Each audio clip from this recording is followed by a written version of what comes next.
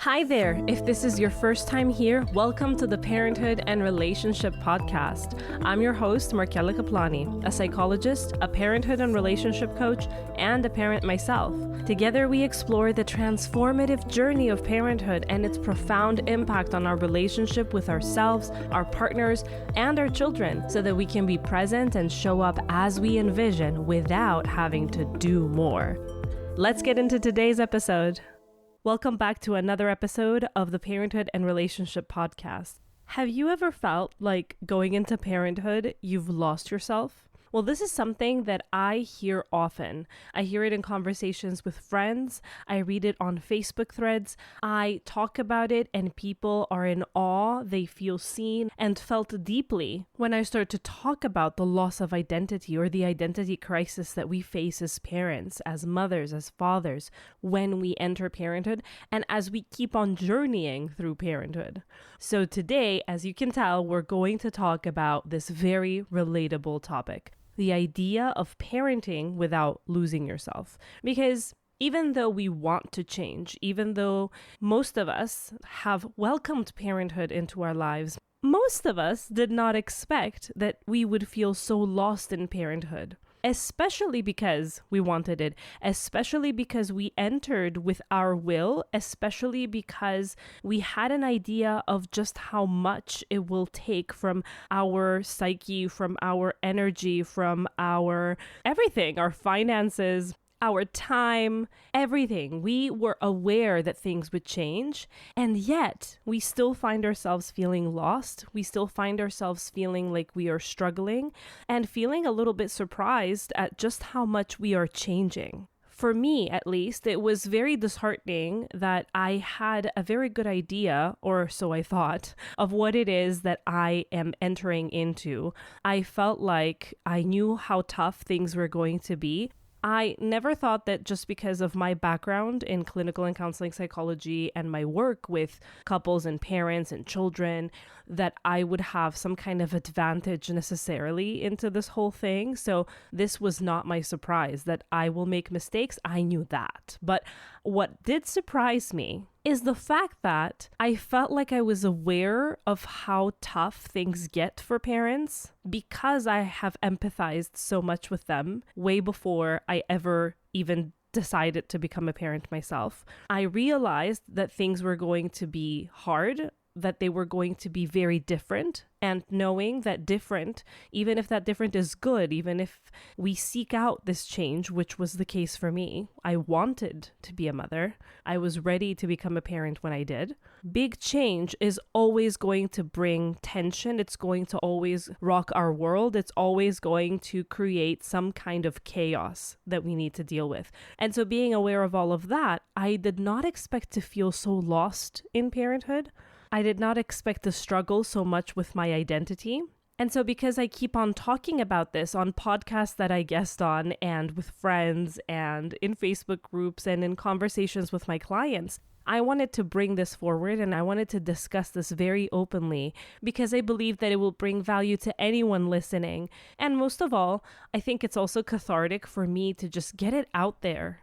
I wonder, have you heard those stories or maybe lived it yourself where life before kids feels like a distant memory and suddenly all that we have become is mom or dad? Maybe you wonder, who am I now? Or maybe in your discussion with friends and other parents, you have heard them ask that same thing. If you felt this way, or if you're feeling it now, you're not alone. And today we're going to talk about what it means to parent without losing ourselves, why it happens to so many of us, and most importantly, how to reclaim our sense of self while still being the wonderful, devoted parent that we want to be, that we are.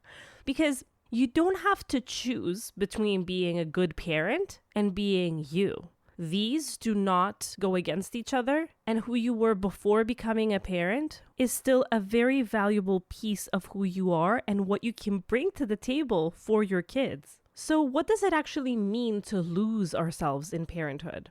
It's a phrase that we hear a lot, but sometimes it's hard to pin down exactly what this feels like. At its core, losing ourselves means that the person that we were before becoming parents starts to kind of fade in the background. The hobbies that we once enjoyed, the goals that we set for ourselves, the dreams that we had, these things can feel like they belong to someone else, someone from a past life.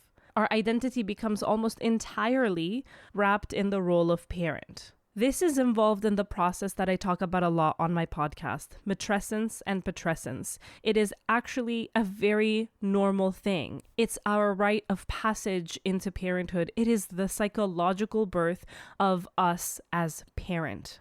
But even though it is normal, even though it is expected, and even though to an extent and in certain degrees and areas it will happen to all of us, a lot of times, just like with everything, there is a way that this can become dysfunctional in a sense, or this can become a problem.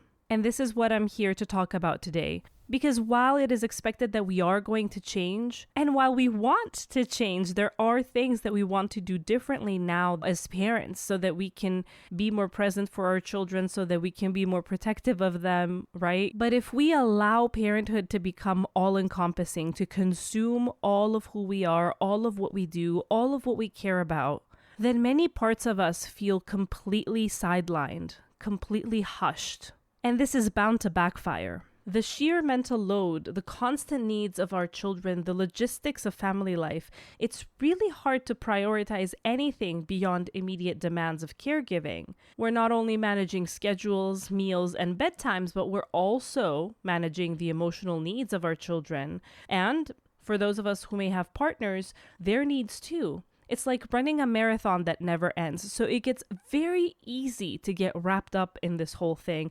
alongside our wish to change in certain ways.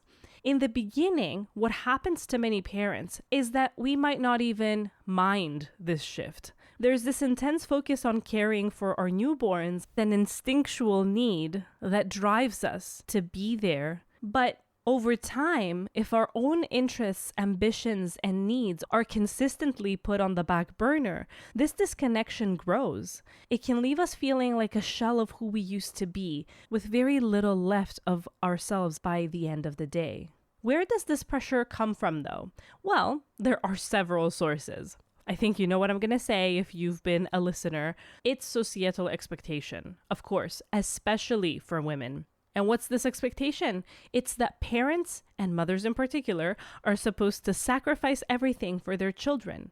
It's deeply ingrained in us, this idea that good parenting is synonymous with constant self-sacrifice. And if you take time for yourself, if you nurture your own passions, or even just take a break, it's seen as selfish or indulgent. Sometimes, many times, most times, we have to excuse ourselves and say, I love my child, but I need a couple of hours for coffee with my friend without the baby coming and crying and demanding all of my attention. We have to excuse ourselves for trying to keep part of what makes us us and what makes us whole. Think about how society praises supermoms or super dads, these parents who seem to do it all flawlessly. The messaging we receive basically tells us that being a good parent means being entirely devoted, never complaining, and always being there for our children, regardless of our own needs.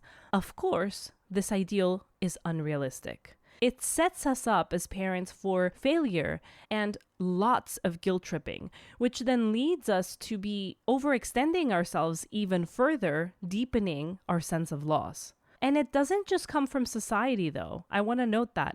It can stem from within as well. Many parents, myself included, have internalized these beliefs about what it means to be a parent. Maybe we grew up with parents who sacrificed everything, like what Devin was discussing a couple of episodes back. And if you want to go and listen to that episode where I coach Devin on this issue, you'll find the link below. So it could be that we've taken that as our ideal, as the role model. Or maybe we have this strong internal narrative that says, I need to be everything for my child. Or I can't have needs of my own right now. That's not what being a good parent looks like. These kinds of beliefs run deep and they can shape our daily decisions, often without us realizing it.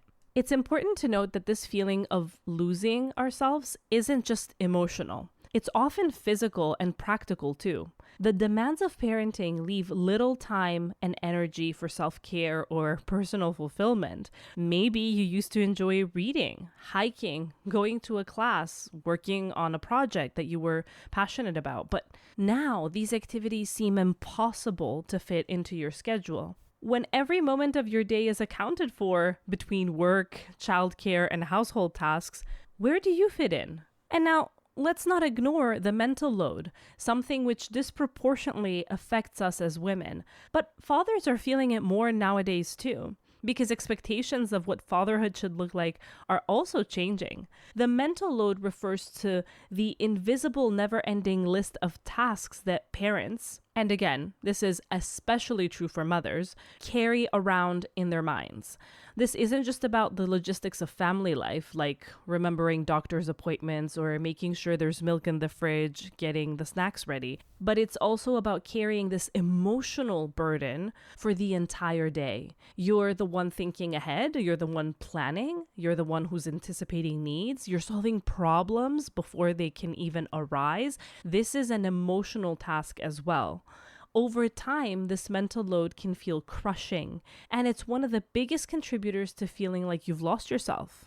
Another aspect of losing yourself in parenthood is the loss of autonomy. Parenting, by its very nature, is full of compromises. You can give up sleep, personal space, time, or even career opportunities, all of which is for the well-being of your children. And while many of these sacrifices are made out of love, and they're absolutely worth it if it's something that you truly wanted to be doing, it's undeniable that losing autonomy can lead to a sense of personal disconnection. So even for those things that you felt were worth it and you really wanted, like for example, bypassing a career opportunity, you may feel really good about the choice that you made, but that doesn't negate the fact that you're probably mourning that loss. That maybe a part of you is thinking, what would have been if you were able to take that opportunity? You know now that if you did, you'd probably feel very guilty and shameful, and it would go against your current value of being there for your family. And so you know for a fact that you've made the better choice.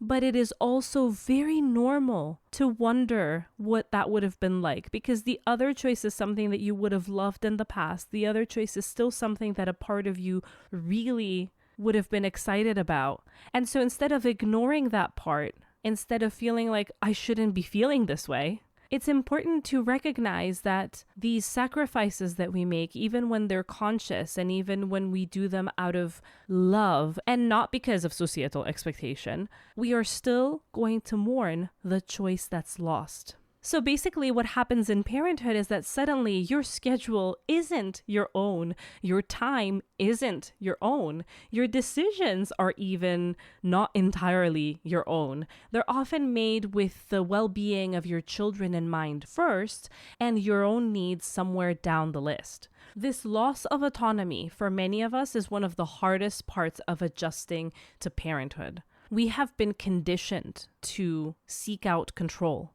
That's something that I see very often and work on with people in my private practice. And parenthood comes in and there is a sudden sense of loss of control because there are so many things that can't go exactly the way that we plan. It's not that we don't want to be there for our children.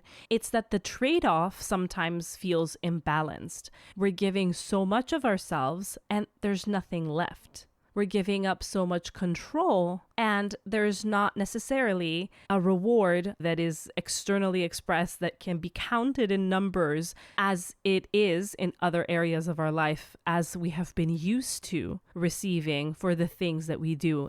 What often happens next is a slow buildup of resentment and frustration, whether directed at our partner, our kids, or even ourselves. And this is where things start to get tricky because resentment doesn't mean you love your family any less. It doesn't mean you've regretted your choice. But when the sense of self is eroded, in a sense, it can lead to feelings of dissatisfaction in other areas of life. So it can trickle into how we feel about our relationship, how we feel about friendships, how present we can be in our social life as much as we want to, or even it can go into how we deal with our work and our career. When we get to a point where we feel lost in parenthood, this isn't a simple issue and it's not a superficial level type of problem. It's deeply emotional and very tied to our sense of self-worth, autonomy, and identity. And it's something that many of us experience whether we fully recognize it or not.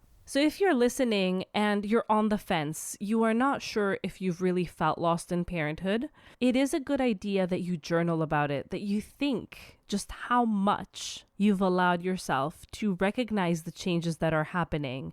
And besides the gratitude that you feel for having become a parent, beside the love and the happiness and the joy that you feel about your children, have you allowed yourself to mourn for the parts that have to take a back seat? Or maybe you've taken time to honor this change, to honor the fact that some things will have to stay in the sidelines for just a little bit, and you have created that room for yourself to, on the one hand, celebrate this new phase of your life, celebrate becoming a mother, becoming a father, but also have given yourself the opportunity to mourn for the things that aren't anymore. Now that we've explored what it means to lose ourselves in parenthood, let's talk about the impact that this has, not just on us as individuals, but also on our relationship and surprisingly on our children as well. So for one, let's start with the individual level. When we lose touch of who we are outside of being a parent, the emotional toll can be very significant. One of the most common feelings is frustration. Frustration that our life doesn't look like or feel like the way that we imagined it would. Before having kids, we likely had ambitions, interests, dreams that were a central part of our identity.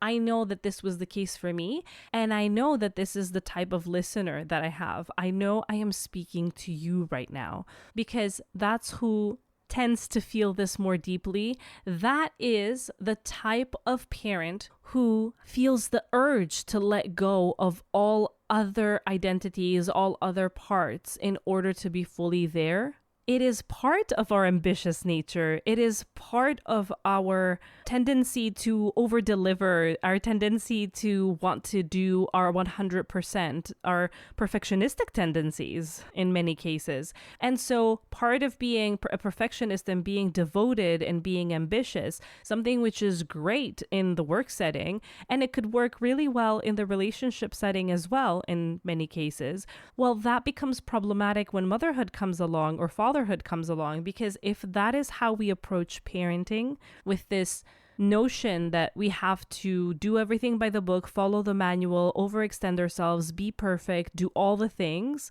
well, then there's not enough time in the day, even if we just do parenthood, let alone having a job or doing the household tasks or paying attention to our relationship and how that is changing. So as parenthood takes over, the dreams that we may have had, they shift, or in some cases, they may even disappear completely. Whether that is a conscious decision or unconscious is actually not so relevant. What is relevant is that this creates a disconnect, and it can lead to a deep personal sense of dissatisfaction. Then there's low self-esteem, which is another common outcome that I see very much in parents, something that I experienced myself, a big dip in my confidence.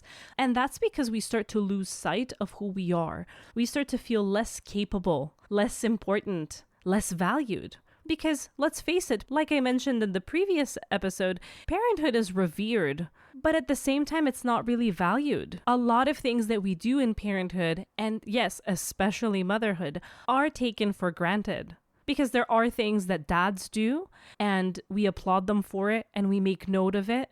But then when moms do the same thing, it's kind of like, yeah, okay, so all moms in the world do this kind of thing. Do you expect an applause? So when we focus on parenthood, when we make it our basic identity, or rather our only identity, and our worth becomes entangled in how well we perform as a parent, things will inevitably not go perfectly. And what does that mean about us? It can feel like we are failures. In this state, we might start to wonder, who am I now? Am I still important if I'm not hitting goals and I'm not able to have something to show for what it is that I do all day in this parenthood gig? And of course, I'm sure that as I'm speaking, you're thinking, and you know that inevitably this will lead to resentment. And this comes as a result of giving too much of ourselves without replenishing that energy with some kind of self-connection. And right here, I do want to make a side note. I have a self-connect calendar,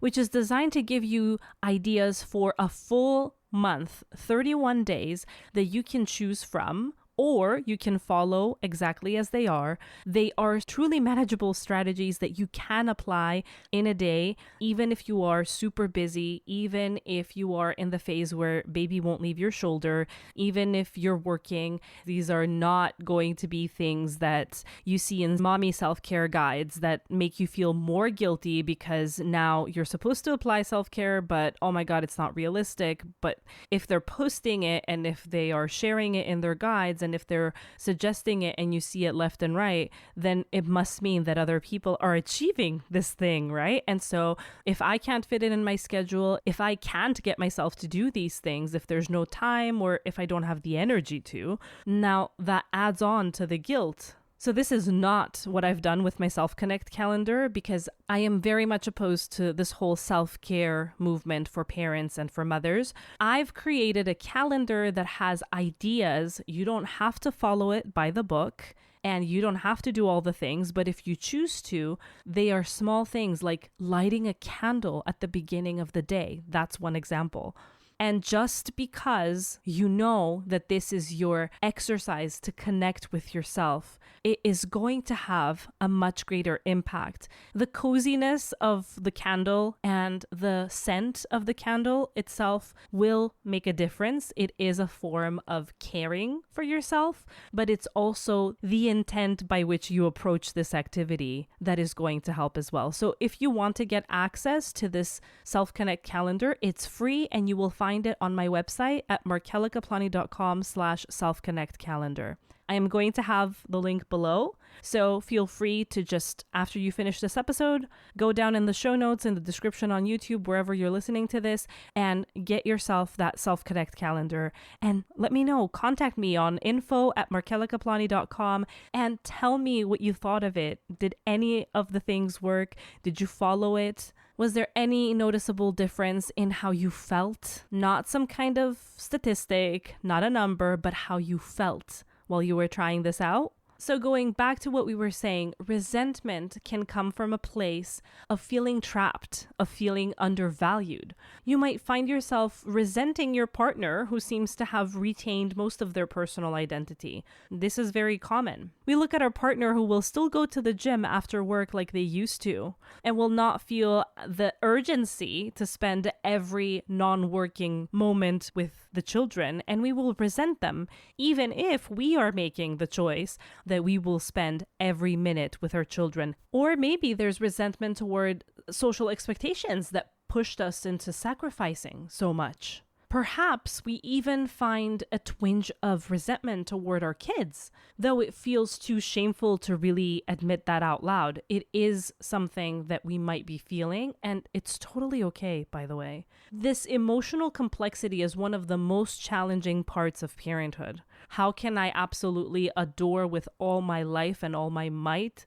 my children, but then also feel resentful because their existence means my demise? And so that's where it gets really important to disconnect their existence with losing ourselves. Tending to our identity, tending to our other parts becomes something that is critical for our relationship with our children. And so I've seen a lot of mothers and fathers be very helped with this reframe, because a lot of us feel very guilty to focus on ourselves when now as parents we are child-centered. And what I help people understand is that you're not selfish if you're looking at how you can reconcile your old identity with the new one. You are helping your children, because the most important thing for you to have happy, resilient, healthy children who grow up into well-adjusted adults is your relationship with them. And if you're carrying resentment, as much as you think that you're not showing it, it shows.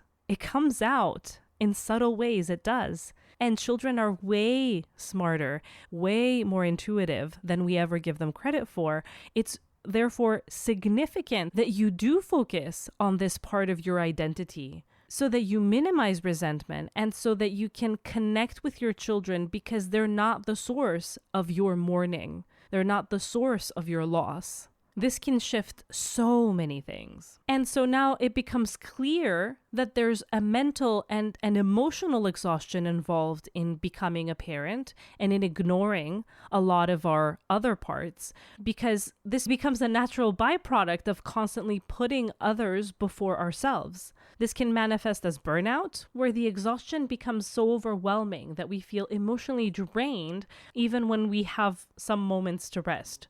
We might lose patience more easily or find it harder to muster enthusiasm for activities that we used to enjoy. And to back up the reframe that I said before, let's talk about the kids as well. Have you ever found that you're playing with your children, but you're not really there? You're not very happy to be there. You're not your usual playful self. You're not fun. You're not engaging. And you're wondering why? Well, this is why. If you're mentally exhausted, if you're emotionally drained, and if there's resentment there that I have to be doing this while my whole body and my whole mind, they are screaming that I need some time to just connect with myself. I need to relax my nervous system. It is so uptight. It is so activated in all the draining ways. But you are not listening to this. You're not listening to your mind. You're not listening to your body. You're not taking in the cues. It's not going to let you be focused on the activity that you're doing. It's not going to let go and release and be playful. Do you see how irrational this expectation gets? You're drained and you're tired and you're so depleted, but you expect yourself to sit there and enjoy an activity that requires that you let go and that you are in flow and that you're relaxed and that you're free. These can't really go together. I can't force you to be playful. I can't force myself to be playful because playfulness requires a sense of release. It requires a sense of lightness. And there's no lightness when we start to become emotionally disconnected from ourselves. When we lose our sense of self, we not only feel distant from our own emotions, but we also struggle to connect with others on a deeper level. And over time, this emotional disconnection can seep in how we relate to our partner, how we play and communicate with our children, and even how we address our own needs. It's as though we've put ourselves in autopilot, going through the motions of parenthood without really engaging. Next, I want to talk about how all of this, how losing ourselves, impacts our relationships, particularly with that of our partner. But a lot of this you're going to see that it does relate to other relationships as well. It could be the relationship we have with our parents, our siblings, our friends. Parenthood, as we know it, brings about emotions and shifts in dynamics.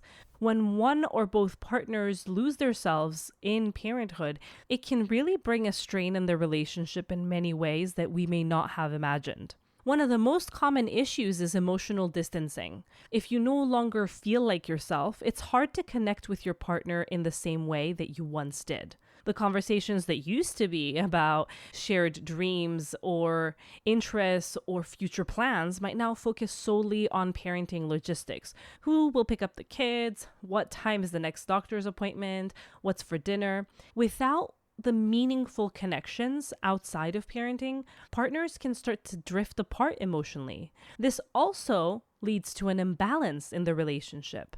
In heterosexual couples, for example, we frequently see a pattern where the mother takes on more of the emotional and mental labor, while the father may retain most of his individual identity. And this kind of imbalance can breed resentment and feelings of inequity. Whether we talk about it or we take it as a disappointment, but hey, it is what it is. This is what usually happens. I should have known better. When one partner feels that they've sacrificed more of their personal identity for the family, it creates tension. And this tension is difficult to resolve without honest communication. if our partner is still able to pursue their hobbies or take time for themselves, if it doesn't seem like they are so ridden by guilt or shame, while we would have wanted to be happy for them, are we really? Or are we feeling that this is unfair? That our own ways to connect with ourselves, our own self-care, what used to be us, has fallen by the wayside. And so this creates something that is so common and so difficult to break out of unless there is concentrated effort, which is to start to compare how much each of us is giving and taking, leading to unspoken frustration and arguments. I did this, you did that, you didn't do this, but I did more. And we start to focus on these practical things when there's a lot of emotional background that needs to be expressed. And of course, this will inevitably lead to physical intimacy taking a hit. When one partner or both feel emotionally drained or disconnected with themselves, it's hard to foster connectedness and closeness in the relationship. Physical affection and intimacy can fall to the bottom of the priority list when we're struggling to stay in touch with our own body, with our own emotions, with our own selves. And if we have become resentful with our partner, and if we're not talking about it, then physical intimacy will be very hard to maintain. The key takeaway here is that losing ourselves in parenthood doesn't just affect us. And if we're willing to take the hit because we want to focus on our children and we want to focus on our marriage because having a healthy marriage and maintaining the relationship will help our children, we want to do as much as possible to maintain a home with both parents. We really need to recognize that all of this begins with us. It begins with our relationship with ourselves. So when we put ourselves in the background, when we put ourselves at the end of the priority list because we feel that we're supposed to and that it's the good thing, maybe we feel noble in putting our children first and putting our partners right after that, because then all of this maintains a good home for our children. What we don't recognize is that by putting ourselves last, we are risking all of what we are fighting for, all that we care about. We are risking our children's well-being, we are risking our relationship and communication with our children, and we are risking the relationship with our partner, the marriage, and the united front that we want to create, the family unit that we want to support. So this kind of leads into the third point, parenting, the impact on parenting itself. It might seem counterintuitive at first, but losing your sense of self will hinder your ability to be the best parent that you can be. When we lose touch with our identity, it can be very hard to model healthy behaviors for our children. We all know that kids learn by watching us. And if they see a parent who is constantly overwhelmed, disconnected, unhappy, they may internalize these behaviors as normal. For example, if you struggle with setting boundaries or taking time for yourself, your children might grow up with the belief that self-care isn't important or their needs should come second, because that is what love is. That is how my mom expressed her love to me. She put herself last. They might also learn that emotional disconnection is natural as a part of parenthood. And so this can affect their emotional regulation, it can affect their relationship in the future, and it can affect whether they will want to become a parent in the first place, or if they do want to become a parent, then it will affect the way that they show up as a parent. They will be predisposed to think that the minute I become a parent, I am going to have to be this way. And naturally, this is either going to completely deter them from wanting to be a parent, or it's going to create a lot of pressure once they do, because that is what they think they should become now. Additionally, emotional exhaustion can impact our ability to engage fully with our children, like I mentioned before. When we're drained, it's harder to be present, which is something that I hear as the top goal for parents. I've talked to a lot of mothers, and when I ask them what they would want, everyone has different desires, but the one thing that keeps on coming up is being present. and feeling that they're not present enough and blaming themselves for not being present, when what's really happening is that they are so exhausted, they are so irregulated in their nervous system, they're so drained that naturally you cannot be present. Your body is fighting for its life. Your mind is trying to settle. And other than not being present, we can't be patient either. That's where we snap and we wonder, my God, I am practicing all the gentle parenting and I read all the books and I'm trying so hard and I wake up with great intention. Why do I end up yelling at my kids midday? Well, of course you're gonna yell. You're a ticking time bomb because you haven't taken care of yourself. You feel lost. Parts of you internally are having a war with one another because those parts that you think you can hush, those parts that you have exiled because they no longer serve you, because they aren't good enough to be around now that you're a parent. They're not the best example, whatever it may be. Maybe that ambitious self that wanted to hit all the goals and wanted to be the best at work, maybe that self has to completely hush because now you're not supposed to think about goals and you're not supposed to think about work. But do you think that if it's been a part of you for 20, 30 years, it's just going to go out without a fight? I hope this kind of gives you perspective. And then, of course, can we really be empathetic with our children when we have no empathy for those parts that we're exiling, when we have no empathy for our old self that is looking for a way out, when we have no empathy for our body that is seeking time for itself, our mind that wants to just take a breath?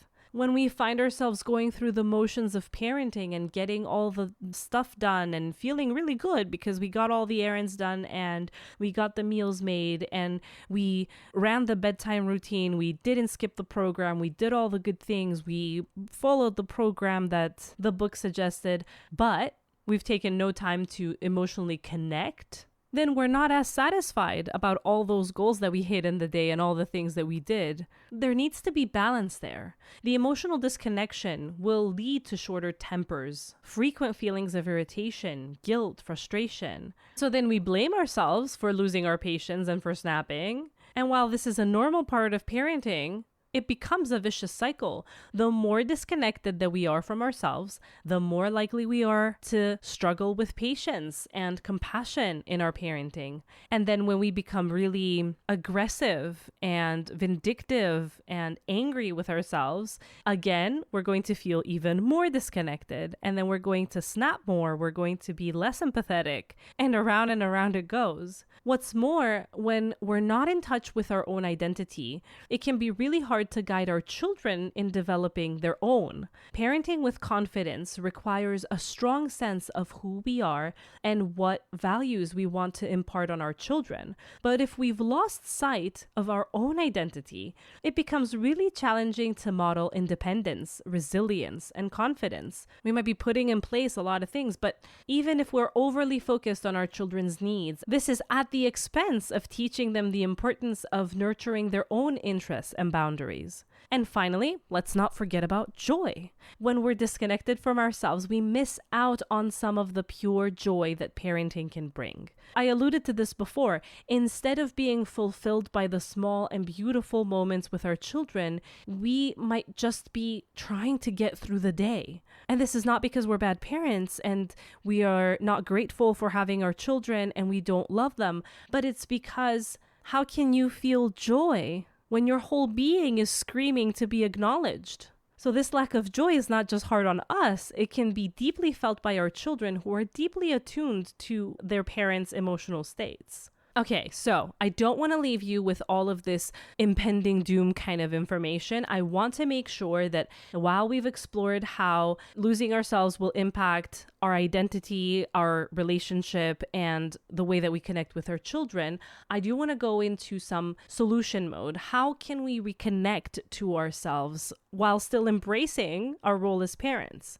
The key here is balance, finding ways to nurture both our identity and our responsibilities as parent without one overshadowing the other. Our identity and our caring for ourselves doesn't have to become something that will be in place of being the good parent that we want to be. Not the perfect parent, the good parent that we want to be. The good news is that this is entirely possible. It doesn't happen overnight. It requires intention, but with the right strategies, you can start to feel more like you again. So let's dive into some practical step-by-step ways to prevent or reverse this identity loss. One of the first and most powerful steps in this process is reclaiming time for yourself. It may seem impossible, especially if you've been juggling kids and work and all the other demands of life, but carving out time for yourself, even in small pockets, is essential. Let's be clear, this isn't about finding hours of free time every day. It's about just creating some intentional moments. You can start small. Set aside 10-15 minutes in the morning before the kids wake up. Or if that's not the case, because that wasn't the case for me, I never got enough sleep and I woke up when my son woke up. There isn't that time. Those 10-15 minutes never existed. Perhaps what you can do is after they've gone to bed at night to just try to do something for you. Or that example that I gave you from my self-connect calendar, light that candle in the morning and then give yourself those 5 minutes at night. It could be even as simple as sitting quietly with your cup of coffee or chamomile, reading a chapter of a book or a page of the book, or listening to the music that you love. One song. The goal is to remind yourself that you matter and your interests and passions deserve time and attention. If your children are old enough, you can even involve them in this process. For example, you might explain that this is my time to do something that I love, and show them that it's important to make space for personal enjoyment, even for grown-ups. This also teaches them the value of personal boundaries and self-care from an early age. It also teaches them to distinguish love from enmeshment. For longer stretches of time, consider scheduling it literally. Put it on the calendar just like you would any other commitment. Maybe it's a weekly evening where you take a class. Maybe it's a meetup with a friend, or simply spending just some time on a hobby. When you schedule this time in advance, you're more likely to honor it. You've put yourself on the calendar and you don't feel guilty about it. This is the time that you need to be a better parent, a better partner, a better person. And this is to the benefit of everyone. Secondly, I would like to talk about hobbies and passions. Those things that you used to love before kids entered the picture. Whether it was painting, writing, gardening, playing an instrument, or working out, there's something incredibly rejuvenating about engaging in an activity that's purely for personal enjoyment. Reclaiming these hobbies is not only a way to feel like ourselves again, but it also gives us a creative and physical outlet where we get to express emotions, relieve stress. If you're thinking, I don't even remember what I used to enjoy, that's okay. Start by reflecting on activities that used to bring you joy, or even try new ones. The goal isn't to be productive in any way. You're not supposed to create something with these activities. Do not make it a way that you can generate some side money or something practical for the home. If you enjoy exercise, perhaps you just go on family walks or on bike rides. This not only allows you to engage in something meaningful, but it models for your children that adults too need outlets for creativity and self-expression. And even if it's something that you have to do or you get to do all by yourself, again, this is something that will model to your children what it's like to be a healthy adult that has a well-rounded life, that will make some time for themselves, and they'll do it unapologetically. Number 3, boundaries. Setting boundaries is crucial when it comes to protecting our sense of self. One of the most empowering things you can do as a parent. This might mean saying no to extra commitments, whether you're volunteering at your child's school, attending a family gathering, or taking on additional work responsibilities. Many parents feel immense pressure to say yes to everything, thinking it's part of being a good parent. But the reality is that when you overextend yourself, you risk burnout, and that makes it harder to show up fully in areas that matter most. I remember holding this seminar for parents at a school that I worked in. It was about how to communicate better with your children. And there was this mom who had 3 daughters. And she was talking about the fact that basically her entire afternoon and evening, right after she picked them up from school, was her acting like a cab driver. She would take each one to the different activities that all of them did. They were all either preteens or teens. Then she would drive them to their friend's place, and then the one activity, and then the other lesson, and all of these things. And she felt completely burned out. She had to somehow coordinate all these things. I have 1 child and young. And this year, his 2nd year of school, we have added a couple of more activities. And my God, it's already feeling like a lot to coordinate. So I don't know how she did it. But I did make a point at that moment to tell her that it's beautiful that she does all of this for her kids, but that she needs to take care of herself as well and figure out ways where she can lighten the load, where she doesn't have to be the person that's driving them around all the time, where they get to also be responsible for how they're going to get places. Because full transparency, she asks me in that moment, "Are you a mom?" And I wasn't. I think I was pregnant. I was very early into my pregnancy at that point, but I didn't share. But of course, I didn't know what she was going through experientially. What I did know is that there were other ways and that there were blockages in the way that she saw how she needed to serve her family. And I noticed a mom that was very invested in doing the very best for all her children to ensure that all of them get equal treatment. But also, I saw a woman who did not do anything else besides parenting. And so while she basically was trying to make an argument that I don't know what it's about and I don't understand, what my response to her is, I know that you want to provide everything for your children, and I'm not saying you should stop, because that is how she interpreted. She actually asked me, she's like, but then how do they get to do the things? Are you saying that they shouldn't be doing all these things, that I should rob them of the opportunity because I need more time to go do my nails or to take care of myself, or at the very least not to be a taxi driver? And it felt to her like that was overindulgent and that she'd be depriving her children. And so my response to that was, no, they get to keep everything.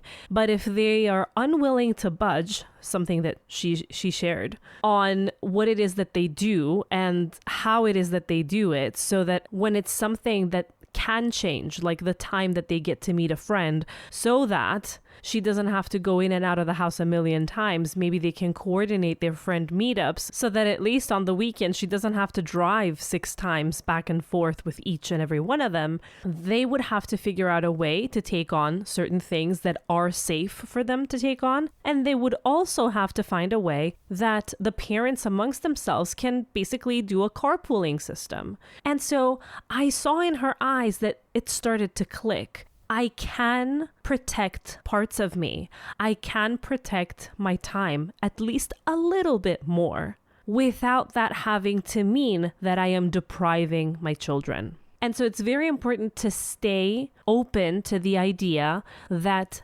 providing for my needs, taking care of myself, does not have to be at my children's expense. Because I do think that at the very back of our heads, there is some version of this fear that if I start taking care of myself, maybe I'll lose control, maybe I'll become super selfish and not even notice.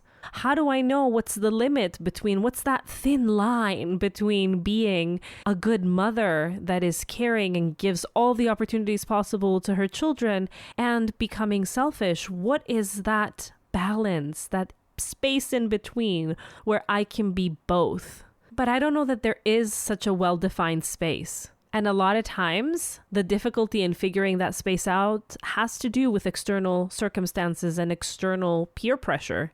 Anyway, but that's a different conversation. So if you find that you might be in such a dilemma, start small. Maybe you set a boundary with your partner or co-parent that ensures you some quiet time, a quiet hour on the weekend to recharge. Or perhaps you establish a routine where you have a no interruptions rule during certain hours of the day to focus on personal stuff or work-related tasks. Communicate these boundaries clearly with your family so that they understand that it's not about shutting them out. It's about creating balance for everyone's well-being. Tip number 4, accepting help.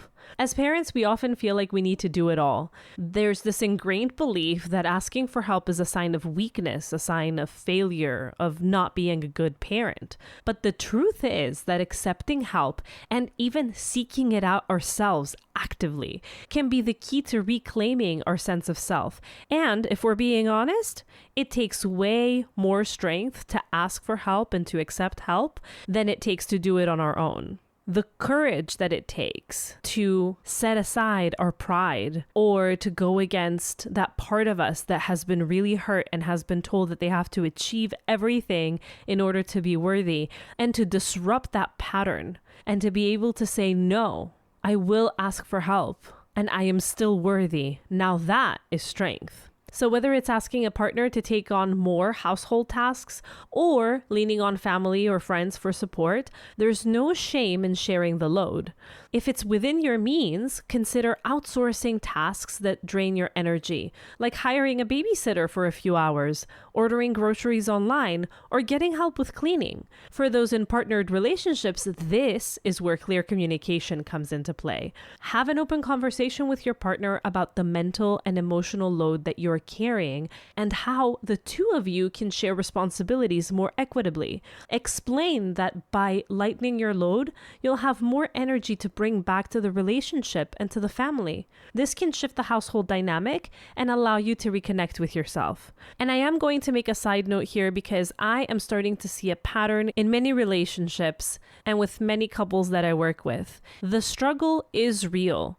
There rarely is an equitable sharing of responsibility when it comes to household and parenting. And there is some kind of resentment that we inevitably have to uncover and work on to resolve. But I'm going to argue that the imbalance itself is not the issue. The issue is the way that we feel about this imbalance, because it starts to mean that my work, the things that I take on that are way more than you do, are considered as less valuable. And that must be the reason why you think it's okay to dump all of them on me, because you think you're doing more, you think you're doing something more important, you think you're doing better. And so there's a lot of reframing that needs to be done, but also there's a lot of trust that needs to be rebuilt that we both value each other. And within that, the side note that I want to make is your partner may realize that what you're doing is very important, and they might tell you that they are willing to take on the cost and outsource help. And I've seen many partners, usually women, but also men, who will refuse this solution. So if I am arguing that I am not getting enough help around the house and my partner says, well, let's get someone to help you. Let's see how often that would be. Once or twice a month, once or twice a week. Let's figure it out. I'm willing to pay for it because honestly, I am not willing to take on housework.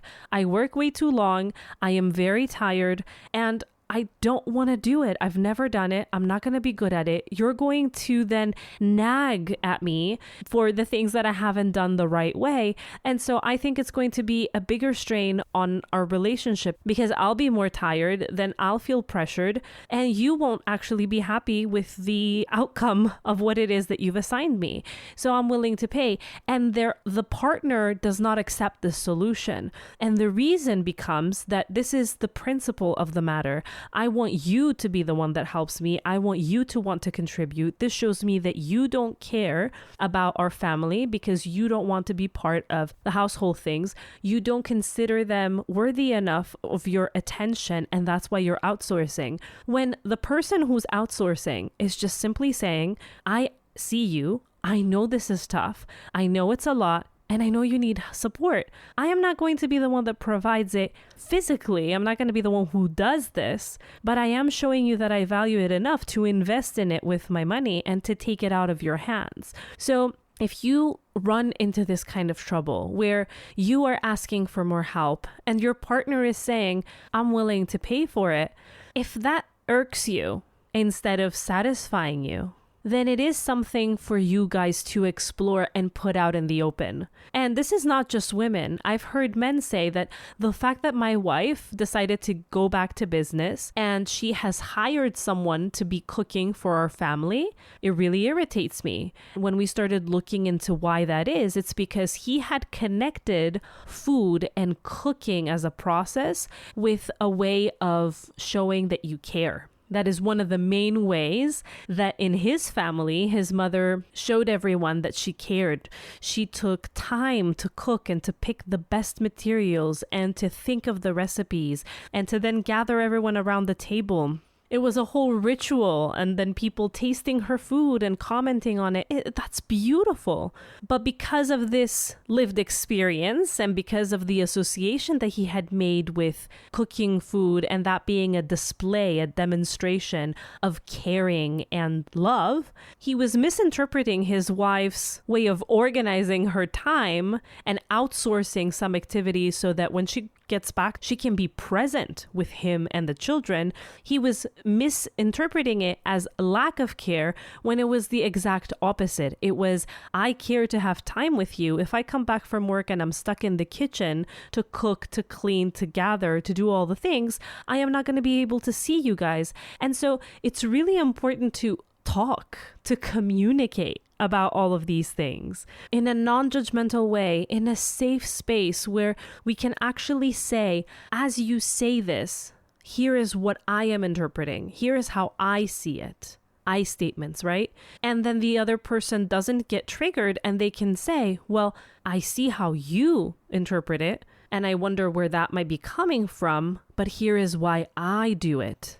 And this can slowly lead into a conversation that we can both stand to have, for one, and that can eventually lead to a resolution. For this very reason, I've created a communications checklist for couples where it's basically a one-pager that you download, and it has a pre-conversation plan, a within-conversation checklist, and a post-conversation reflection and questions to consider so that you prepare for a tough conversation. You have all the skills like fresh in your mind in that moment. And while you're having the conversation, both you and your partner have this checklist in front of you, and you make sure that you're following and you are on track with the best tips for effective communication. One of them, for example, being keeping the conversation into I statements so that when you see that you drift off into you did this, you make me feel, as you glance at the checklist, you can look and say, oh, oops, okay, let's try to turn that into I. You vocalize that too, and you say, okay, look, I'm starting to use you statements when I want to be using I don't want to be blaming you. So let me try that again. And this has been shown to not magically, but steadily reduce the tension in couples when they are having tough conversations. So if you're looking to download that, you're going to find it at markelakaplani.com/couples checklist, where you either get access to it immediately for $5 or you get to have it for free if you send me a screenshot of your 5-star rating and review of my podcast, something that I so appreciate that I am going to manually send you the checklist for free. Moving on to tip number 5, therapy and self-reflection.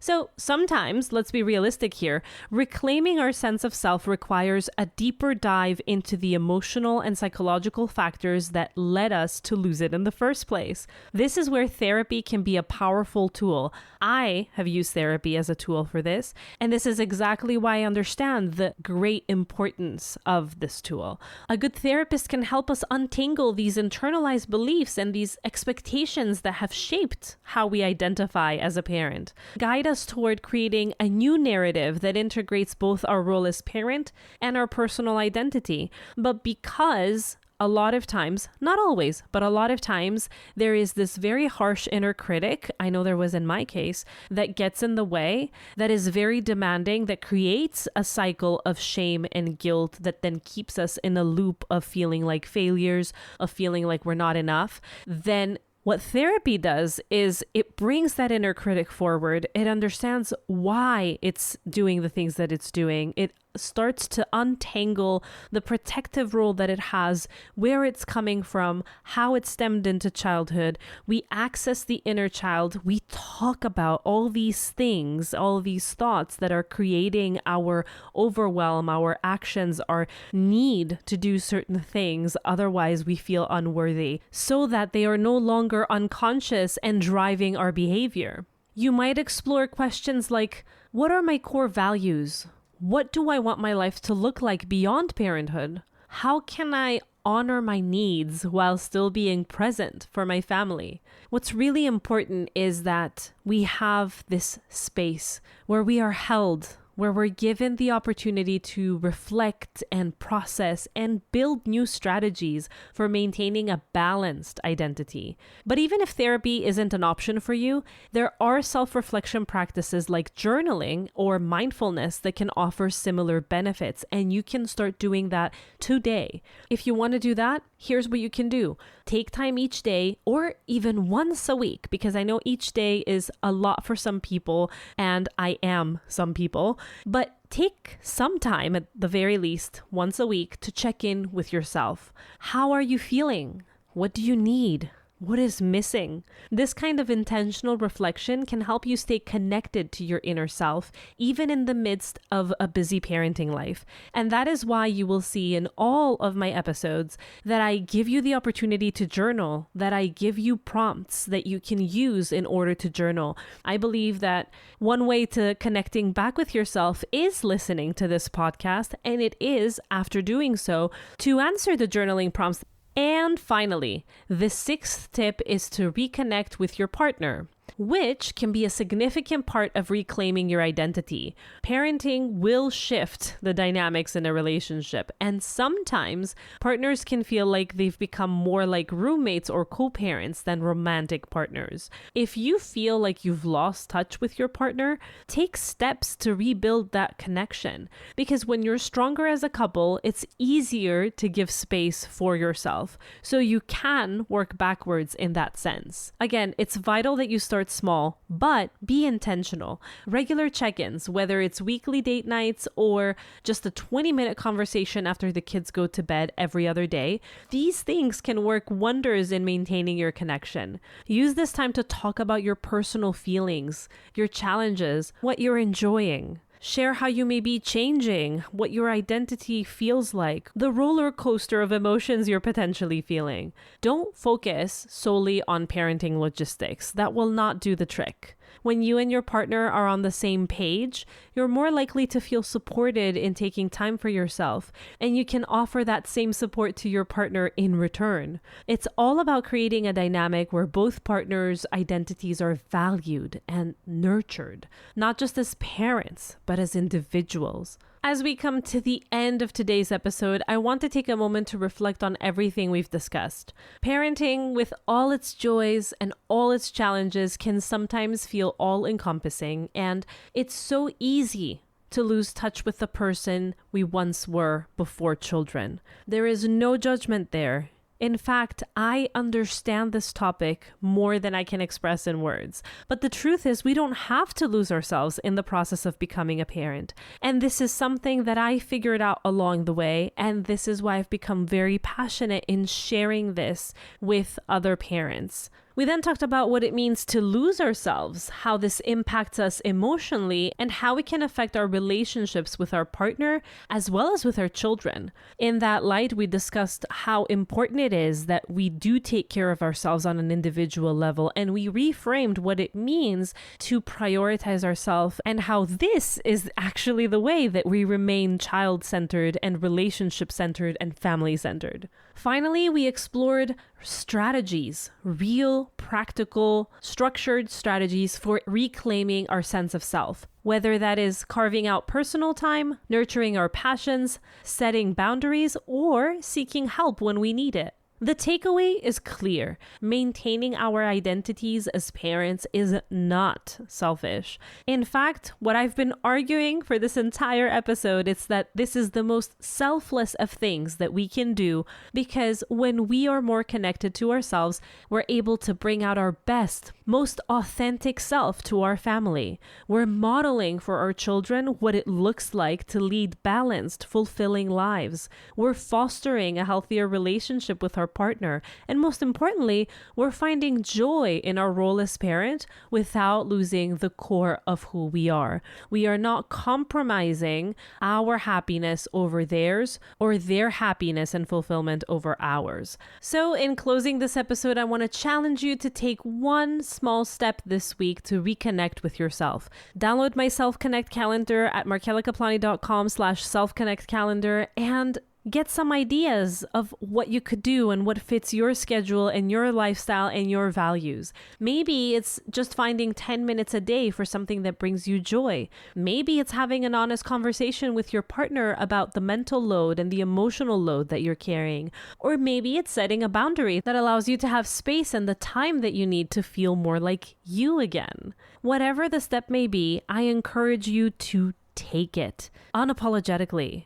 And with the confidence that you are doing what's best for your family, that you reconnecting with yourself has a ripple effect of true, authentic, strong connection and attachment with your children, with your partner, and for the entire family, and for generations even to come. Remember, it doesn't have to be perfect or grand. It just has to be intentional and regular. Over time, these small, regular actions that we take, they stack up and we start to see changes. I bet you if you do this, you will see changes in how you feel about yourself, in how you feel about your parenting and your relationships, including friendships as well.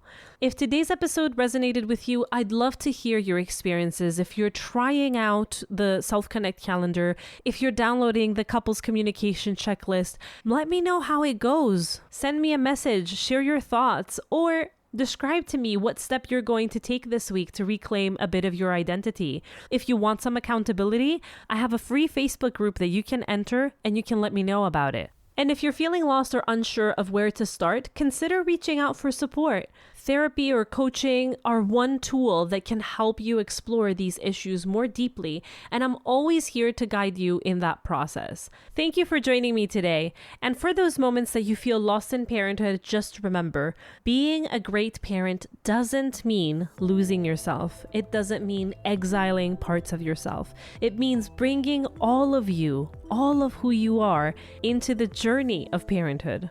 I'll see you in the next episode.